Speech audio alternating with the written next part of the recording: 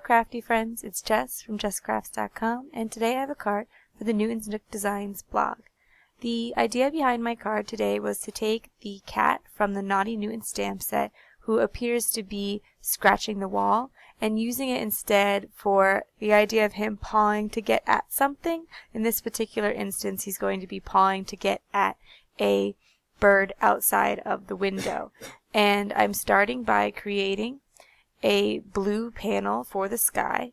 I could have simply used blue cardstock, but in this instance I chose to use distress ink to create a blue panel because I like that it creates a little bit more interest and dimension as the colors aren't just one solid color, and it gives more of the feeling of an actual sky.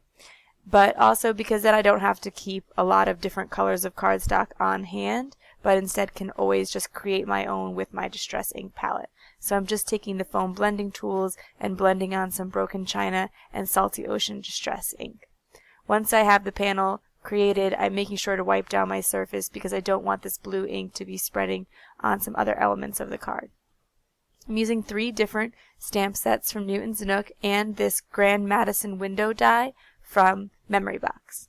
I'm using Naughty Newton for the cat, and I'm using the Hanging Around set for the cloud and eventually the high sentiment, and then I'll be using the bird from Campfire Tales. Of course, you can mix and match any bird or cloud that you happen to have on hand to make this card work. I'm stamping the images in My Favorite Things hybrid ink, black licorice hybrid ink, because it works well with Copics, but provides a slightly darker impression in my experience than the Memento Tuxedo black ink. I'm going to be stamping 5 clouds and 3 birds, even though in the end I'll actually only use 3 clouds and 1 bird, but I like to have extras on hand in case I make any mistakes with the fussy cutting, as these are rather small images. Once I have that finished, I will again, as mentioned, color them with Copics. I decide to add an adhesive sheet right to the back because once I fussy cut them out, I want to be able to easily adhere them to my card. Another thing that you could do is use multimedia matte from Ranger to glue them on. I find that that's a great option when you fussy cut images as well. Lately, I've been wanting to color Newton in the orange colors because the actual Newton cat is orange, and so I tend to think of him that way. And I found a particular set of Copic markers that I think achieve that orange color well. I'm using YR61 and YR65, and I think that gives a good orange cat. For the shading, I am adding it along the edges of Newton on the left and right side so that it creates a feeling of dimension and roundness in the cat, and also where his paws meet with his body, as that would cause a natural shadow. For the birds, I'm using R14 and R17, laying on an overall base of the 14, then just adding a little bit of shadows where there are natural areas where like the wing meets the body and such, and then blending it out. I fussy cut all of these images. You saw that I colored outside the lines because I would be fussy cutting them, and also that helped me to get rid of those scratch marks that are part of the Newton stamp. I decided to use some wood grain and wallpaper-like papers, so I went with the Heyday collection from Studio Calico. I wanted the window frame, instead of being in a solid brown, to be in a wood, so to make it look a little more realistic. And I also wanted to choose a pattern paper that would look like wallpaper, so basically you'd be seeing Newton inside of a house looking out, and rather than, again, just going with a solid, adding a little bit of interest with a paper that would look nice as a wall.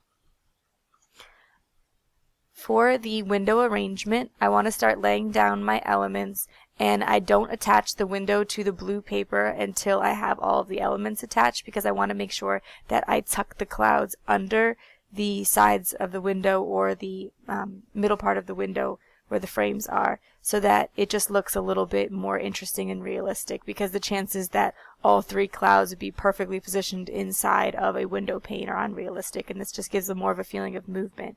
So I'm going to arrange 3 clouds to fill up the 3 windows I'm going to arrange the bird opposite of Newton and then fill the other 2 window panes with a little bit of the cloud images. When I had originally thought about this card, I thought it would be good to use some plastic to create the feeling of it actually being a window, and so using plastic to represent the glass in the window. But once I got involved with the card and all the fussy cutting, I actually forgot that I intended to do that and started adhering everything down without laying that plastic layer in. And so I'm going to show you how I fix that, but it does cause me to have to redo some of the elements of the card, so I certainly recommend doing that before you lay everything else down. So I'm taking a piece of thin plastic, not the thick hard plastic that you get with packaging, but something thinner, like maybe the plastic that you get with a stamp set. In this case, I'm using a trading card sleeve protector, and it's actually about the right size for this image, and so I'm going to gently peel up the window and I'm going to adhere that down. I'm using a dry adhesive for all of these elements today because that will stick well to the plastic, where if I use the multimedia matte, it would help me to glue down the cardstock critters and cloud and such, but it wouldn't adhere this plastic. So you definitely have to use a really tacky dry adhesive, something that sticks and bonds really well. And then you can glue it down onto the paper. And I've, like I said, I had to go back and re-add in some of the elements because once I peeled it up, I did get a little bit of tearing. But now that the plastic is in there, and you'll remember to do that step first so that you don't have to go back and fuss with everything. And so that's it for my card today. If you like this video, please give it a thumbs up. If you're interested in seeing more crafty videos, you can subscribe to my channel. I'm going to leave you links to the Newton's Nook store and the blog so you can check out more designs with these stamp sets, and I'll also leave you links to the other products in the video description below. Thanks for watching. Bye.